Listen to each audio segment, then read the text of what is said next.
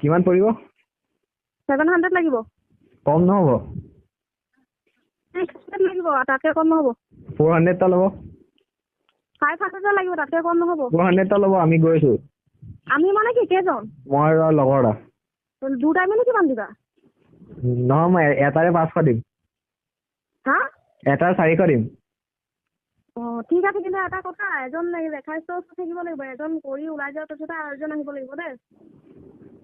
মানে হেৰি ঘৰটো অকল আপুনি থাকিব নে বেলেগ কোনোবা থাকে? মই অকলে আছো মানে কি আমাৰ এই চাইডৰ ঘৰৰ মানুহটো মানে অলপ ওচৰে পাজৰে কাম চাম কৰি আছেতো, পাক মাৰি থাকেতো। সেইটো কাৰণে এজন মানে কৰি ওলাই যোৱাৰ পাছত আৰু এজন আহি কৰিব লাগিব, তেনেকুৱা হিচাপত আহিবা, একেলগে সোমাব নোৱাৰা। কিবা পুলিচ কেছ হৈ যাব নে? হে একো নহয়। টেনচন নাই নে? আপোনাৰ ঘৰটো কোন ডোখৰত আছিলে পাহৰি গ'ল নে? ক্লাব ৰোডত আকৌ। ক্লাব ৰোডৰ কোন ডোখৰত? হা? ক্লাব ৰোডৰ কোন ডোখৰত? ক্লাব ৰোড গেছ এজেঞ্চিৰ ওচৰতে ফোন এটা মাৰিলে হ'ব। ঠিক আছে বাৰু। আহক, পেকেট লৈ আহিব দেই। কিমান পেকেট লৈ আনিব লাগিব নি? আপোনাৰ ওচৰত নাই নি? নাই।